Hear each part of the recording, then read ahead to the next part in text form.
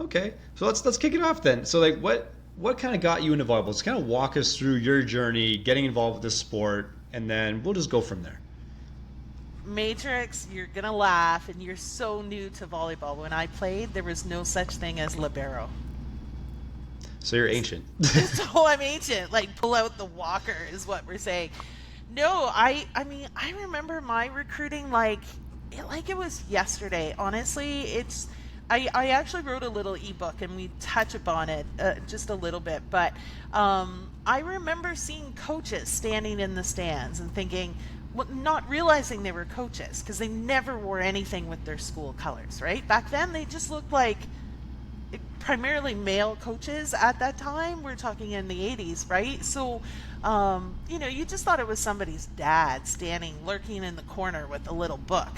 And I remember thinking, well, that's just an odd person watching our match, but we just kept going, right? Yeah. We didn't think anything of it. And I was grade 11 or grade 10 playing up on the senior team, and this coach came from Ohio State to watch my teammate. Sick. Yeah, and I remember at the time walking after, I went to Saunders Secondary in London, so I remember walking out of the gym, walking down the hall saying, see you later, coach, have a good night, and this coach saying to me, just waving, right? No words, like just waving. And yeah, he did not speak to me. At that point, he had said to my coach, I'm very interested in that athlete right there. And our first conversation wasn't until I got to grade 13. Huh. Right? Because in those days we went to grade 13. Yeah. And so it was 2 or 3 years that he came back and watched. He watched the same tournament every year. And anyways, it's my recruiting journey was so funny. It was actually my head coach of my high school team that would have been my first recruiter, right? Like Yeah. he sent out emails, or not emails, oh my gosh, no, not emails in that time, handwritten letters Yeah. to coaches, and I still have all those. I Good. have a whole big box, a bin that my mom collected everything. But in those days, yeah, I remember talking to Florida State, Ohio State, Florida, Oklahoma, Kentucky, Arizona State, but ultimately chose Georgia as the place I wanted to land. And for me, it was such an interesting time, right? Like we're talking the mid to late 80s, and you drive down in your car and you go on a visit and they show you all around and you think, wow, this is larger than life. I was one of 4 Canadians in the US at that time, and Damn, 3 of them pioneer. were on my team. Fuck. Yeah. So our coach, who was from upstate New York, like thick New York accent, he loved the northern kids. He said the northern kids, they just balled it out. Right? Like they played volleyball, they played basketball, they played soccer, they played baseball, they played, they were track and field. And in those days, we did everything. So he just recruited a huge group of athletes. And, not to jump around too much, but to fast forward today, every single athlete I work with, I tell them, grab a ball glove, go play catch. Grab a football, go throw a football. Go kick a soccer ball around. Go run track. Go do high jump, long jump, everything. Back then we were athletes, and you know what I'm talking about. Yeah, There yeah. are some volleyball players out there that cannot throw a ball. Yep. So when people ask me, well, how did you got recruited as a middle? I'm just a 5'9" little kid at that time. The difference then is we were all athletes and we went and competed. So, super cool experience. Wouldn't change it for a heartbeat. 2-time SEC champion, made it to the Sweet 16, lost to UCLA in the round of Sweet 16 and was heartbroken because we thought we had them and the whole fan base in Texas was cheering for us. So, Go yeah, Dogs. it's such a cool experience, and I don't care if you want to go to the US or play in Canada. Our goal is to hopefully provide an opportunity for every single athlete we work with to have that same kind of feeling. Yeah. There's nothing better when you walk on a court and the stands are packed with your fans.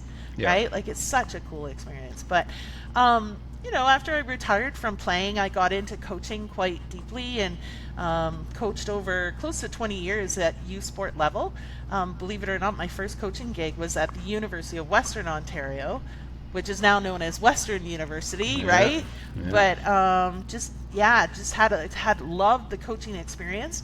But I was ready to retire at that level for sure near the end of my career. There was no question. But coached with Volleyball Canada for close to 10 years. Was the assistant coach and head coach of our NORCECA team and World Championship team, and just had the time of my life. The travel and playing at that international level and coaching at that international level, there's nothing like it.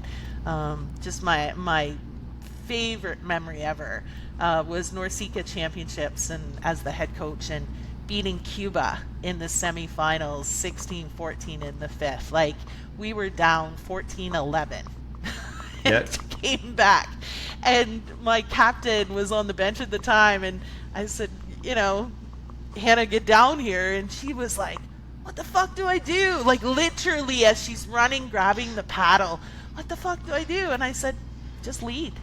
Yeah. Just lead. Step on the court and lead.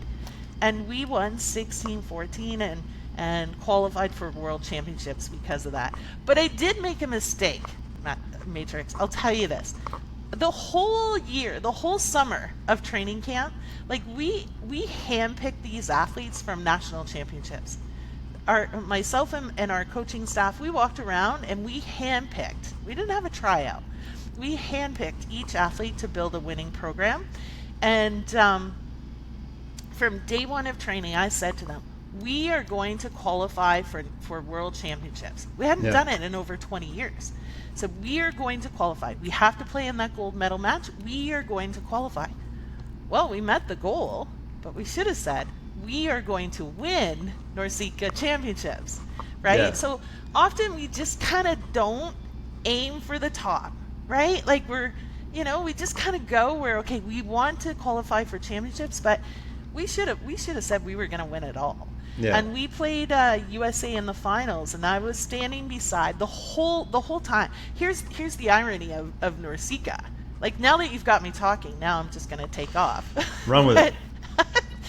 But the head coach of Team USA was the head coach of Ohio State, who sat in my gym. That's full circle shit right there. Full circle. That's full circle shit. I went up to him on day one of NORCECA's, and I said, do you remember me? And he goes, I sure do. I remember watching you at Saunders Secondary, you coming down for a visit. We sat at the team hotel for quite a few, like, couple hours just to talk about why I picked Georgia, why I didn't pick Ohio State, and all that stuff. And it was full circle moment, and it was fantastic. And the whole tournament, he's like, Dale, like, holy crap, your team just keeps getting stronger and stronger and stronger. And we just truly believed we were going to win. Yeah. Or qualify for Worlds. We truly believed it. And I remember standing beside him as we're about to march onto the main court to play the gold medal match. He couldn't make eye contact with me. And I turned to my assistant coach, so he would have been here, and I turned back and I said, he's nervous. Yes, they are, and they should be. And so the third set, we lost something like 28-26. And if we had won that third set, we would have won in 5. Like, we just realized, okay, we can play this game. But it took us a bit, right? We put all we had in that Cuba match, and like the Cuba couple of athletes on the junior national team from Cuba had to be taken off in a stretcher. It was that intense. Damn. I actually will send you the YouTube link. Like, it was intense. All the stands were behind this caged fence. Like, it was wild, but they all cheered for Canada. We were like the favorites. So I tell you this story only because it's because of that team is why I started Six Pack Recruiting. That's the run. That's where it all started. That's where it all started in 2018. Yeah, my setter, who was the #1 setter in Canada, she had played for me with the youth national team 3 years in a row. And we're flying home from Honduras. And I just said to her, hey, Lauren, like, you're going into grade 11. What's the plan for university? And she goes, oh, it's a gong show. I go, what are you talking about? She said, I hired a U.S. recruiter. Like, what do you mean you hired a U.S. recruiter? As a coach, first, I was like, a recruiter? Like, what is that? We recruit as coaches. What do you mean you hired a recruiter? And number two, what does a U.S. recruiter know about our Canadian academic system and our Canadian athletes? Yeah. And so after quite a bit of conversation, her dad was on the same flight, same row as us. He leaned forward and he said, Dale, I paid $5,000 US for recruiting support. That's in 2018. Yeah. Okay. And I'm like, $5,000 US. Like, as parents, we have, more rocks than brains in our head. Like, my daughter played for the most expensive club in Canada. I know what I paid to play for defensive volleyball club, right? Yeah. Like, I knew what I was paying for. But to add $5,000 for recruiting support, like, it didn't make sense. And so I asked her, I'm like, what did you get? She's like, nothing. She was a high academic athlete. Like, most Canadian kids are very academic, right? Most student athletes, like, there's a lot out there that you can't, they're 4.0, over a 90% student. And she said, they send me crappy schools. They don't respond to my phone calls. I don't speak to a living human being. I just get random schools sent to me. Yeah. So I walked away. And I won't say the recruiting agency, but it is the biggest one in North America. And it starts with an N, and we'll leave it at that. Yeah. So, so I did some research. I'm like, I need to make this change. Like, what is going on here? What is this all about? And so, November 12th, 2018, I pulled the trigger and said, that's it.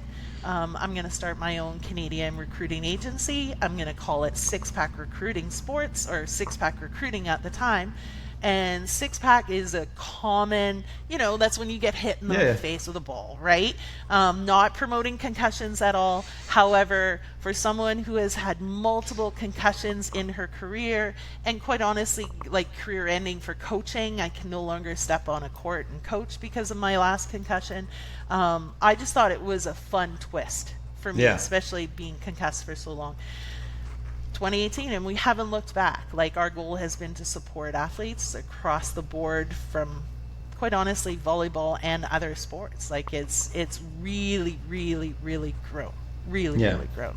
So it's I'll never catch up to those big guys, and I never want to. I have been called a boutique recruiter now for the last couple of years, because athletes and parents actually get to speak to me. But when I did some research on this program, because I thought, if they are the biggest competitor, I want to know what they're doing and how we can do this better, right? Yeah, of course. So, Grace, my daughter, she trains with you, and when she comes back, she'll keep training more. But I did some research. I signed her up for a very cheap, like, next to nothing, no frills page. She's a senior in university. I still get emails in my inbox. Hey, Grace, we're very interested in you. We would like to talk to you. So that tells me it's run by a bot. Yeah. Okay. Something's up. Something's up. Yeah. So I thought, okay, we'll just ignore it. It's fine. So I thought I'd sign up Parker, who also trains with you. Like, let's see if it's different for the boys. You're going to love this. And Parker, what is he? 6'4", full beard, big guy. Hey, Parker, this is Coach Matrix from the women's volleyball team at school ABC. We're very interested in you. Are you serious? Yeah. So again, very robotic. It's a bot that's running it, or AI, or whatever it is. And Canadians continue to get sucked into that, right? Yeah. So this is one of the challenges that we have, and just because it's big and just because it's $1 billion company doesn't make it better. Yeah. Right? So we really want to work with the athletes and teach them how to navigate the process and to own the process, not their parents. Yeah. And here we are. What is that? 7 years? We're approaching 7 years. Yeah. Holy shit. And we've had Matrix over $20 million in athletic signings. That's fantastic. Yeah, I think it's not always about being something for everyone. It's being everything to someone. You know what I mean? Like, it's what's wrong with being great in your own backyard, right? Like if there's a niche there, like especially because the recruiting process can be so complicated and it can be overwhelming and everything else. So it's a necessary thing that these kids need direction, they need resources, they need guidance, and how to what does that next step look like for me, you know? And again, you can lean on your experience and your connections, everything else, but you have skin in the game. You've done it, you've been there, you've experienced it, you've seen what the competition's doing. So it just makes sense. So then on that one, like, walk me through the process. Let's say you have a decent player. Let's say you have a decent volleyball player. Let's say they're grade 11. What steps are they kind of going through to get that recruiting process, to maybe get offers, get looks, whatever that might look like? So kind of walk me through like that process of what an athlete might go through. Yeah. So if any athlete, you know, we support NCAA, U Sports, CCAA. So I'll talk quickly about NCAA. If there is a wish, right, to compete at the NCAA level, I want to talk to these athletes in grade 9.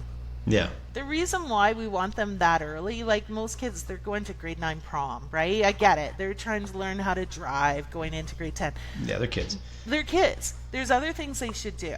But the athletes that are, you know, air quote, high performance athletes, it's best to start early.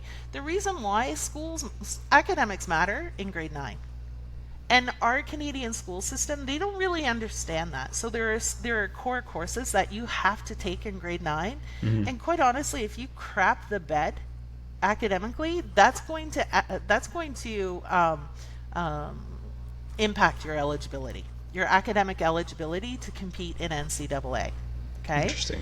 Yeah. So if they don't start in grade 9, at least, like right now, I'm talking to a lot of 16U athletes, grade 10 athletes, to get them started like this month. We need to get going because the NCAA rules, the coaches are allowed to talk to athletes June 15th of grade 10. Okay? So it doesn't mean you wait till June 15th to start. You have to build a whole relationship with coaches, even though they can't respond to you. Yeah, you're still laying the groundwork. You got to lay the groundwork, right? There's a solid foundation you need to do. And so when you retain someone like Six Pack Recruiting, we get to have those conversations on your behalf. So by the time June 15th happens, the goal is we already know who's going to call, right? Yeah. It shouldn't be a surprise. But I mean, it doesn't, that's in a perfect world, right? Of course. June 15th, often a lot of athletes don't get a phone call. They wait.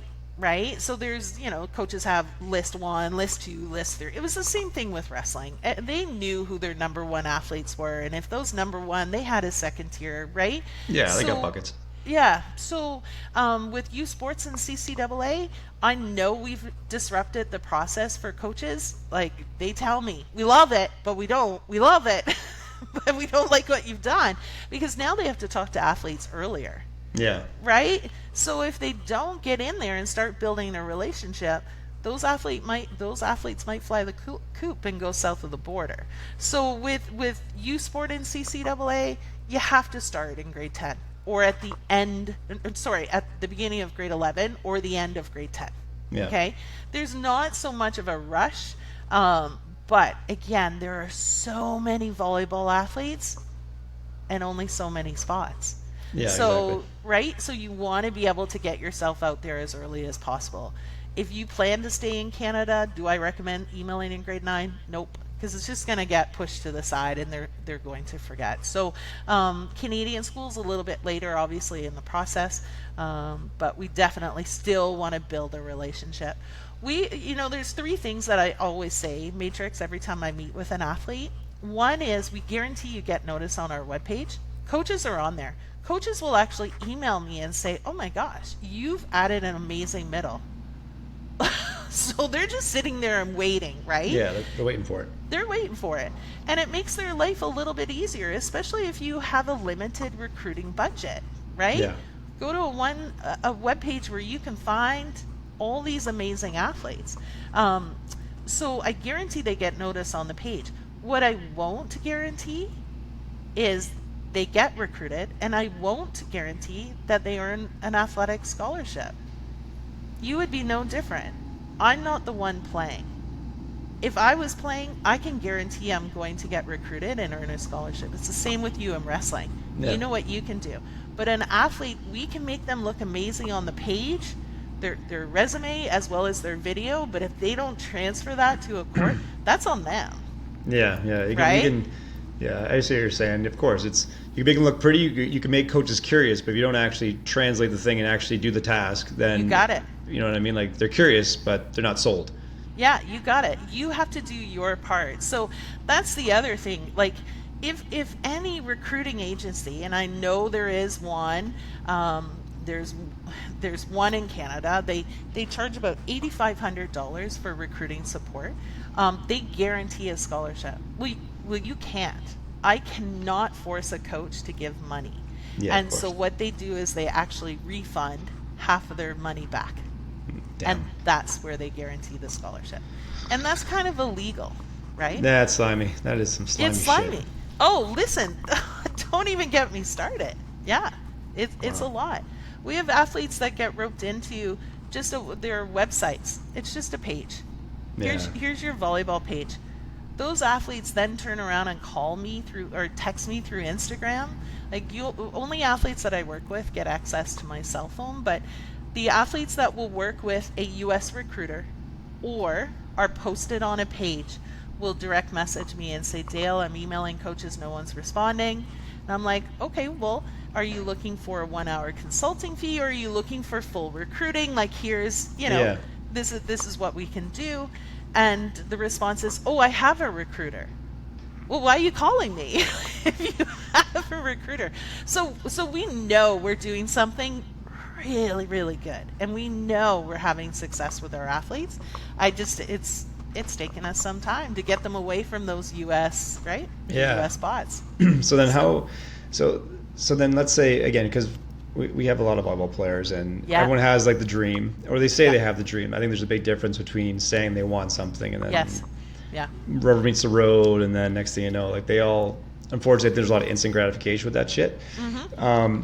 But what are some things that they need to like focus on to get, I guess, recruited? Like, what are the things that you would see and recommend for them? Say, hey, here's like the intangibles that we need to like get to. Like, here's like the metrics that they're going to want to see. Obviously it's going to be dependent on school and everything else, but what are some things you can kind of give tips for young volleyball players like that want to play post-secondary? Like, what are we looking for here? If they're not training with you, they're never going to make it. Damn, that's a good shout out. Fuck. You like that? That was pretty good. Yeah. Yeah. Good start. I know. Keep and keep mic going. drop. No, like so many athletes just don't understand the work that goes into it. They think it's, if I can bump the ball, I'm going to get signed. It's not that. It's tough, and it's highly competitive. So they have to make sure at a young age they start their strength and conditioning. Speed and agility is the big thing. I always tell them there's a magic number as well. If you're a left side, even a middle and a right side, it's called the 10-foot club. If you want to open up a good chunk of doors, 10 feet. That's what you want to attack a ball at. Now, that's Division 1. Those are the top schools in Canada. Even Canadian volleyball is so competitive. But if you want options, you gotta hit that 10-foot club. Yep. Okay. The 10-foot mark. 10-foot mark. That's it. Same with block. Like 9-2, 9-3, that just doesn't cut it. It has to be 9-5, 9-6, 9-7. Think about the athletes you're blocking. If 10 foot is the magic number, those athletes are 10, 10-1, 10-2, 10-3, 10-4, 10-5, right? And there are tons. So everybody that's 5'9" out there, I have no clue what I blocked, but I knew I jumped, or what I attacked a ball at. I think I might have just lost you with my. Oh, I'm sorry. I'm good. I kind of froze there for a sec. There's tons of 5'9", 5'10", 5'11" athletes that are hitting those marks, and those marks happen. Listen, play other sports, get out there and jump. My son Dallas, he drove me crazy when he was little. All he wanted to do was touch. We walk in a mall, he just wanted to touch the things on the ceiling, like all the signs. I'm like, stop doing that. You're driving me crazy. And he would go and do a spike approach. As young as 7, 8, 9. That guy touches 11 feet at 6 feet tall. Yeah, he's got some fucking springs. He's got some springs. And I'm like, it's because all he did was jumped and played when he was little, right? Yeah. So, and others like, my other daughter and Parker, they have to work hard at it. They had to work. They didn't have the springs. Now, Grace had really short Achilles, so that impacted her a lot. But man, when she hit that 10-foot club, that was game changer for her. She's suddenly going to the National Excellence Program. She's on U21. We took her to China. Like, 10 feet is the number, right? That's what they want to see. That's what they want to see. Numbers don't lie. And if you're a libero, obviously, they want to see your stats on passing. Yeah. Right? They want to see that. So you've got to do the hard work in the gym as well as on the court. And same with be a good person. Yeah. Like, Matrix, this is retirement for me. Crazy, right? Like, It's unbelievable what we've built. But if I don't enjoy working with an athlete, I'm a hard no. I want to have a good time. And those athletes, we want to help them develop their own brand so they meet the brand of the school they potentially go to. Yeah, of course. If you can't be personal with them, like, how is it going to reflect upon the coaches that recruit them anyway? You got it. You can't be a dick. You can't be an asshole. You got to be, it is a relationship industry in terms of that stuff. It's like, there's certain metrics, but at the end of the day, like, is a coach going to be able to coach you? Like, are you coachable? Are you personable? Like, are you a team player? Like, all those intangible things just sometimes get lost. They get lost. Yeah, like when we picked, go back to 2018 when we hand-picked the youth national team to go to North Seacas, our number one athlete on the roster, like on the top of everybody's charts, she went from number one to off the list. Like, across the board, every coach, it was unanimous because her behavior was so bad that we're like, that's not a coachable athlete right there. I get it, you're young, but man, it was not a coachable athlete. So the number one athlete went from the top of the charts to off, and she missed her national team experience because of that. No, that's a valuable lesson. I think, kind of circling back to what you said about how just be more athletic, and I think that's something that we try to help kids do a lot too. We've seen it a lot more now, where we know more about sports science than we had before. Yeah. And we see more injuries than we had before, 70% of which are non-contact, which is actually interesting. But I think they get caught in this paradigm of just doing the same thing over and over again. Like, it's got to be more in volleyball, for example. It's just more volleyball, more games, more practices, more skills, more this. Like, that's all well and good. But if we're not actually pulling the floor a little bit, right? Like, if all you're doing is bashing your head against the ceiling, and obviously your knees and everything else take a beating from it. Yeah. And, I'm not saying don't focus on your skill, but I'm saying there has to be a foundation which you build that house upon to actually make sure it doesn't crumble. Because at some point, if all you're doing is the same thing, you're kind of setting yourself up for failure. And then if you're already, let's say you're pretty skilled, like you know how to do this skill pretty good, you're optimized your technique and you're economical, but now you're just missing the juice. You're not athletic anymore. Yeah. You know what I mean? Like, you're a very good tactician, you're very technical, but you don't have the physical capability to actually do the thing that they're going to require you to do against better people for a longer period of time. Yeah. You know what I mean? So it's a tough balance to kind of get that through to kids younger. It's like, it's not saying it's not important, but there's a different realm that we should be kind of looking to build. Like, play different sports. Like, all those good skills can make you a better mover, a better athlete, a different perception of how to communicate with different teammates, different coaching staff. Like, it's just all good shit when you're younger. And then you can look to specialize as you get, in your high school ages and so on and so forth. Yeah. It gets lost. Like, I remember our world championship team, we were just goofing around with tennis balls and chucking them, and I don't know, 10 of the 16 athletes could not throw a ball. Yep. They can swing, they can hit a hard ball, but they cannot actually throw a baseball. So we lose a little bit of that athleticism, right? And like, again, I only talk about Grace because you know her and you've trained her for years. She had no right to be a starting middle at 6'1", but because she was so athletic and she did so many things with you on the speed and agility and lateral movement and the strengths and in making sure her hamstrings and quads were balanced as a female athlete, like, the knee issues and ACL tears are ridiculous in women's volleyball because of that imbalance. And I'm not a science. I mean, you're the expert, but I'm sure you've seen it. It's like there's a problem with female athletes and the strength of their legs to support their knees, that, if she hadn't done all the steps with you, I mean, that really was instrumental. Like, as well, technically she was strong, but geez, that foundation of taking care of her body and putting a solid base was instrumental in her success. So I don't want kids to take a shortcut, That's a good way of putting it. Yeah. Yeah. Like I said, it's never against learning the skill. Absolutely, you have to be good at your sport, but there has to be a capacity for you to continue to execute the skill at a higher level, because at some point it's going to be, is your body now failing? It's not that you're not willing to or not able to. It's just your body's not allowing you to do the thing that you can express at a high level repeatedly. Yeah. If that it's from beginning of season to end of season. Can you make it to the end of season with very few issues as possible and still be able to do the thing you're supposed to be, doing? So it's a tricky thing to kind of educate. And obviously there's always going to be some conflicts with coaches. Like I see it all the time, because now we have club athletes and they do high school volleyball on top of that. Oh, it's a lot. So now you're jumping anywhere from 200 to 300 times a day, twice. Twice. And then obviously if they have later practices, now they're going to bed later, they have to wake up to go to school. Like, it's a lot for them to balance. And I think it's one of those things, like, how do you not convince them, but how do you just educate them and say, maybe this is not benefiting you as much as you think? Like, maybe if you didn't do, for example, a high school practice. Yeah. You know what I mean? Like, is that making you, if it's not making you better, like, are the reps you're putting your body through making you better? If not, then by default they're probably making you worse. I 100% agree. I 100% agree. There are so many athletes that double up or double down, whichever way you want to put it. But there's a lot of those that want to play at the next level. They either choose not to play high school volleyball or have an arrangement with the coach. Hey, I will shag balls on the days I have club practice.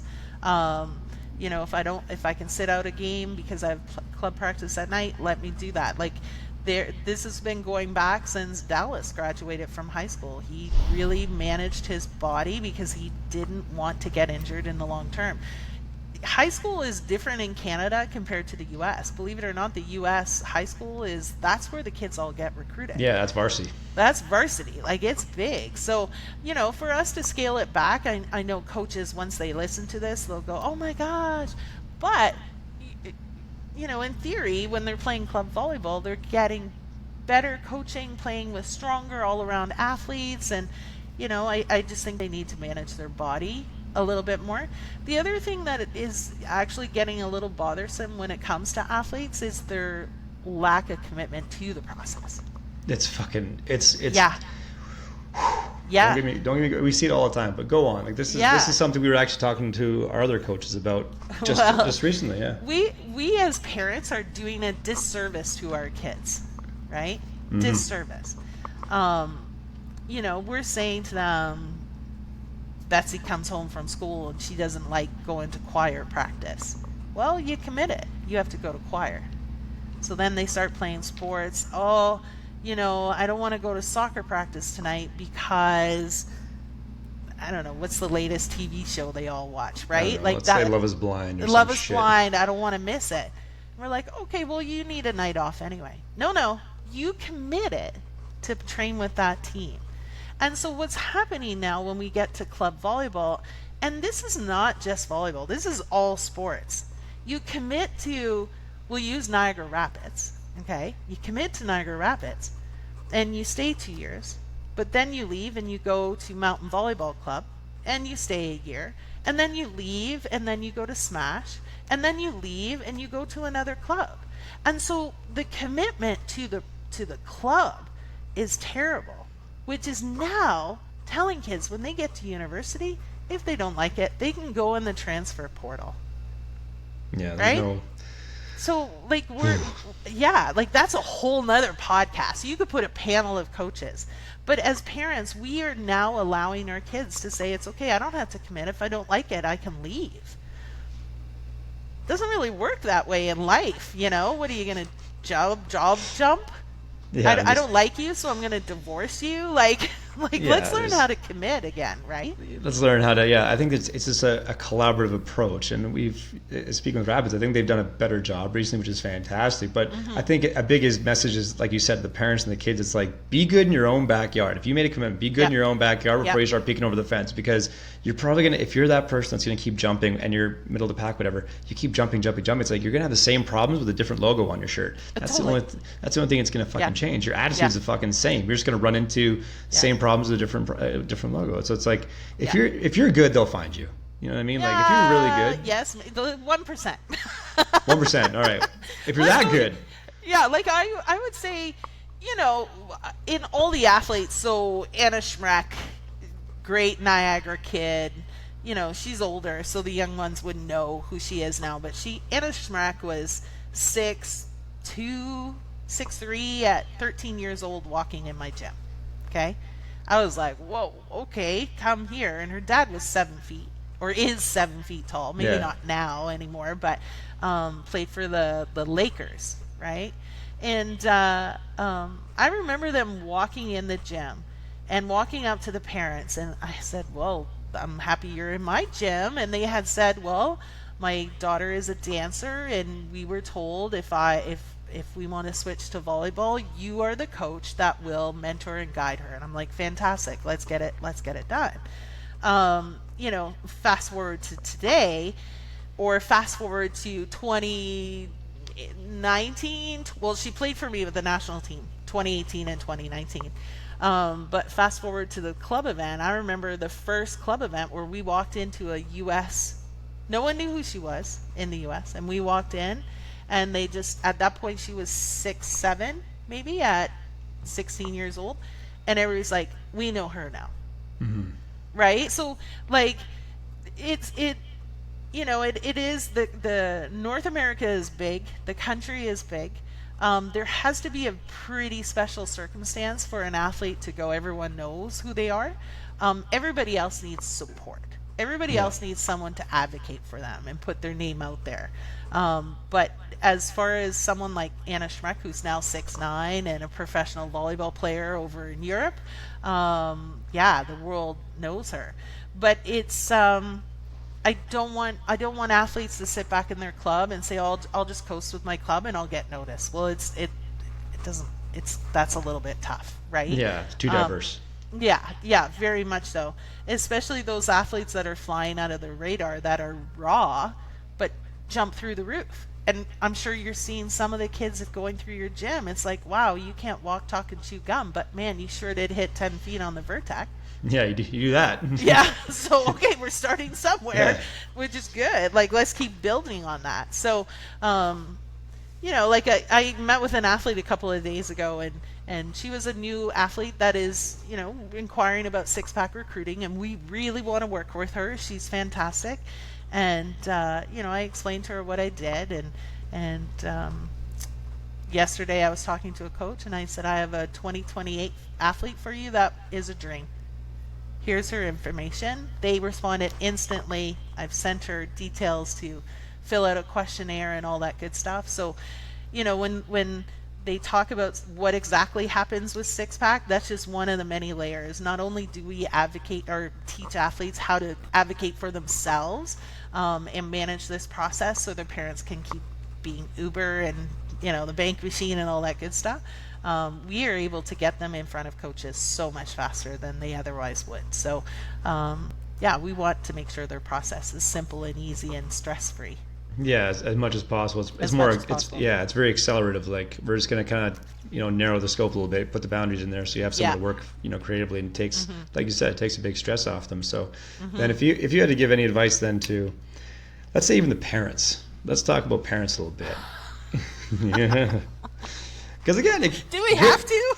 good. The funny thing is, I think every coach feels the same way. It's like, I get it. There's a very taboo thing with parents, but I think it's just we experience it. But let's see if we can kind of make it easier for them. Like, what would you say for parents that are like, okay, my kid is fucking great, or they think they're great, whatever fucking they say. Yeah.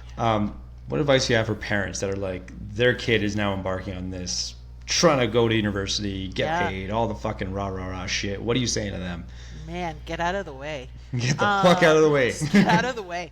Listen, it's funny that you were saying, I was out for dinner last night with Dallas and Parker, and they it's so funny when they become adults. They're like, man, Mom, we're so glad you weren't a helicopter parent. I'm like, well, was I a little bit maybe? Like, I couldn't even give an example, and they couldn't either. But we really do a disservice of our kids when we start getting in the way and trying to manage their recruiting process and who they can hang out with. And it's just, I'll worry when the cops call my house about my kids. Like, I want them to go and fall out of the tree and scrape up their knees and come home crying, pick them up, push them back out the door. Like, yeah, we really have to get out of their way. And at the end of the day, coaches want a relationship with the athlete. And I'm going to give you an example. So I'm not going to tell you the school, not going to tell you the athlete, but she's amazing. And the school is a Power 4 school. Okay, so it's in the SEC. Coach texted me yesterday, Dale, I want your honest opinion. I said, okay. Well, I've been working for this athlete for a year. Okay, I'm still waiting for my first phone call with her. Jesus. I can't get past the dad. I've asked repeatedly to speak to her for 5 minutes. So in order for me to advocate for an athlete, I want to have a conversation. It could be 2, 5, 10, 20, 30 minutes long. It doesn't matter. I just want to know it's her dream, right? Yeah. And so it comes with challenges. And this top school right away said, we're out. If the dad is in the way, we're out. We don't want to manage parents at the university level. So this coach, believe it or not, was meeting with this athlete today, and he's going to be very clear. In order for your recruiting to be successful, you're working with Dale, you've got to communicate better with her. And this is what all these coaches will say to them. And I'm not saying that if you're not going to get recruited if you don't talk to me. Of course, I still advocate for her, but in order to protect my own integrity, I need to make sure the coaches know all the details. Yeah. Right? And this is an issue. And the other issue is physically wise, technically she's fantastic, but physically wise, she is not big enough or strong enough to play in a Power 4 school. So SEC, like, those are big athletes. Yeah, they're physical. They're physical. And so if she was close to Niagara, I'd be saying to the dad, you need to go to Iron Performance. Like, there's no question. So, like, there's some gaps there that we're trying to fix. So parents, get out of the way. Yeah. Right? So, yeah, the other thing, the kids, they really have to manage their social media. Yeah, there's some of these things they can kind of, it's I get it, like, it can be a resource, but a lot of them don't use it as a resource. And you know what I mean? I think there's a couple facets to that too. It's like the instant gratification, the cool, all that bullshit, but yeah, people are fucking looking at you.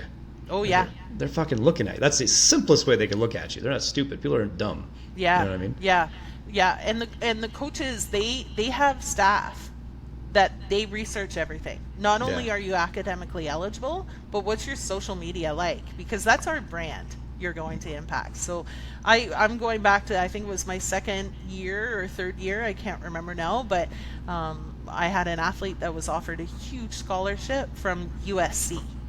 Like, hello, one of the top schools in the world, and athletically national champions multiple times.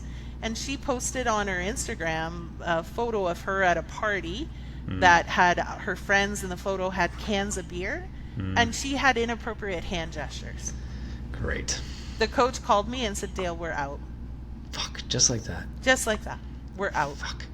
And that's happened. That's a U.S. school. That happened to a Canadian school as well. The coach called me and said, my athletes are following her, and these are the photos. And I'm like, man, she's a really great, sweet kid. I'm surprised. She got there. She was gone within, I think she left in January. God damn.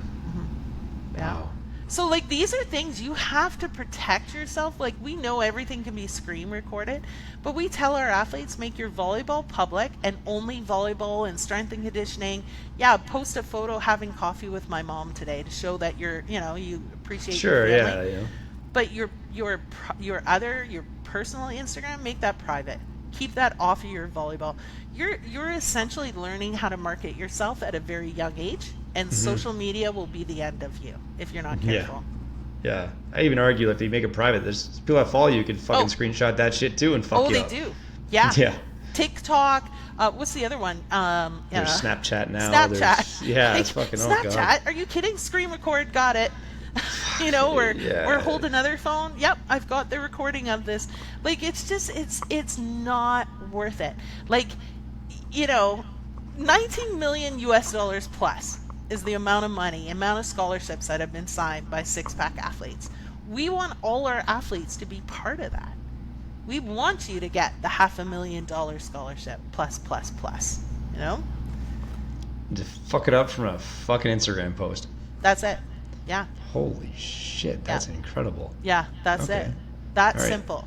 So, and then the final thing we always tell athletes, you got to take care of academics. Like, you only need a 2.3, which is like 65% to be eligible to compete in a sport in NCAA. But why would you just go for the minimum? Yeah. If we, I look at the sign, but you have a big whiteboard in your office. I'm pretty sure I've seen it. Oh, yeah. And on that whiteboard, you have a series list of athletes. And if I'm being recruited, I want my name on that whiteboard, because not only am I the best left side, but I have the highest academic GPA or percentage average. And I'm, okay, maybe we're a couple of inches apart in height. But if all things being equal, and the coach is like, I can only recruit one, I'm going to make sure I'm going to put my academics at top priority as well. Because I don't want to be a headache once I get to school. Yeah, make it easier for them. Make it easier for the gatekeeper admissions to just be like, we can approve this, no problem. And there's less chance of them being ineligible once they get there. You got it. You got it. Like, there's a history. There's a history. You got it. Yeah, that's a crucial piece to know, because I think a lot of those things will parallel. Like, if you're good in sport and you have a good work ethic, I think your academics are relatively parallel to that. We like to say you can't just be good at, it's hard to be good at really like one thing and then not be decent at the other things that kind of are all holistic in that nature. That shit. Yeah. You know what I mean? So I think a lot of our best athletes, that they're one of the best players, best teammates on their team, and then they also have pretty good work ethic, at least in the gym too. I'm sure their grades are not going to be bad either. So it's kind of like, versus you might be just really good at volleyball, but you're maybe a bad teammate, or maybe your grades suck in school, or you're lackadaisical. It's kind of like, well, that says a lot about you too. It means like you're just, you know what I mean? Like, it's not just a sport. There's a whole bunch of facets that kind of build onto that, and then people are all looking at that shit. That does matter. It does matter. Yeah, it does matter.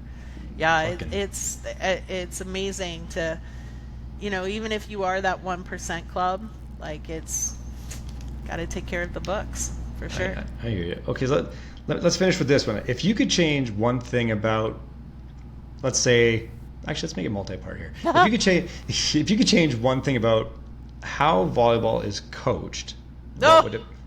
No. Let's go with that. If you could change one thing about how it's coached, what would that be? Matrix, that's a loaded question. Like, I don't even know.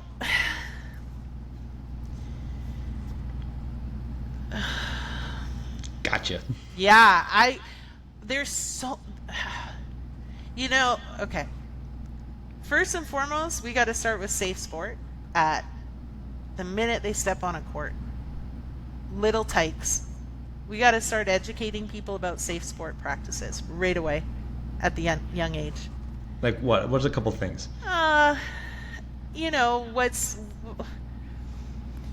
You want to make sure an athlete's best interest is kept in place all the time. We want to make sure we do our due diligence with coaches and make sure they're fully trained on how they should be communicating with athletes. And I'm not saying it all should be soft delivery, right? Yeah.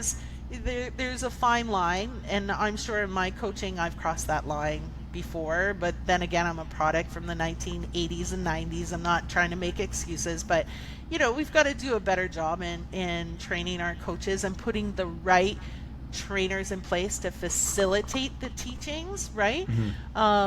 It's just because you're a high level coach doesn't mean you're a great coach, right?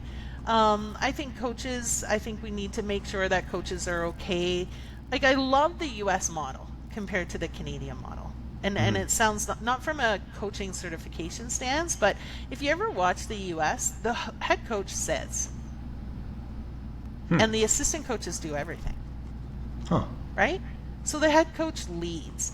And honestly, I would say my best year as a coach was that 2018 NorthSeca team. Mm-hmm. And I say that because I got out of my own way. I know what I'm good at as a coach. I know what my assistant coaches are good at as a coach. Get out of your way, right? Just like parents, get out of the way and let coaches lead. Because so many times the head coaches, they take on the role that I can do everything. So we need to do a little bit better training and teaching coaches that that's okay. Just because you're in the hot seat doesn't mean you have all the answers, right? Yeah. From an athlete perspective, we got to put our best coaches at the bottom, at the younger age groups. Okay? Yeah. Our best coaches should be coaching 12, 13, 14, 15. Oh. Technical. Our best technical coaches. That's when they have to pick everything up. Yeah. You know, by the time you get to 16 and 17 and 18, athletes are a little bit settled in their ways and it's a little bit harder. Not saying they're not coachable, but they came with really bad habits. Yeah. Okay? Really bad habits. Anna Schreck and my daughter Grace could not serve a ball over the net after 14U. That shouldn't happen. Yeah. Right? So, that should not happen. So our best coaches, best technical coaches should be at the developing stages. Right? Okay. Pac-Man Volleyball Club does a tremendous job at this. And I'm not telling everybody to go to Pac-Man. I'm just saying you're highlighting they did something well. Yeah, they have 10,000 athletes that are in a program that they're just learning the basics of bump set spike. And so when they then move on to the varsity age group, they're technically sound or getting there, and they get the concepts, right? So that's the big thing. Our best coaches sometimes just take 17 and 18U, and I just don't agree with that anymore. Oh, that's a different perspective for sure. Yeah. That's very interesting. Okay, cool. Yeah. But there's so much I would change, Matrix, but I don't think I'll add any more than that. No, that's a good starting point. Okay. So then if you could put, let's say, one piece of advice as we've wrapped things up here, one piece of advice for any volleyball player today, what would that be? One piece of advice only for a young up and coming volleyball player, let's say that. Never quit, never give up. Never quit, never give up. Never quit, never give up, because you might be okay right now and you're just a late bloomer and suddenly you're flying through the charts, right? Never quit, never give up. Good things happen. Keep working hard and you'll get there. Put the right people in your corner for sure as well. Yeah, surround yourself with good people. That does make a big difference. Yeah, it takes a village, man. It does take a village. Takes a village. You're right. I 100% agree. It takes a village. So. Love to hear it. Well, Dale, if you want to learn more about you or find out more about what you guys do, where can they find you? They just have to go to the website, super easy, Six Pack Recruiting Sports. They just have to want to have a call with Dale, or they can email me directly at daleann@sixpackrecruiting. Yeah, either way, we'll reach out to them. Others just direct message through Instagram and we can set something up. Yeah, we'd love to chat, and if it's the right fit, it's the right fit. We'll get you going. Simple. We love to hear. Easy. All right, cool. Well, we'll keep it simple. All right, guys, thanks for tuning to the Performance Matters podcast. You can subscribe and like us. We're on Spotify, Apple Podcasts, and YouTube. Dale, thanks for joining us today, and we'll see you all next time. All right.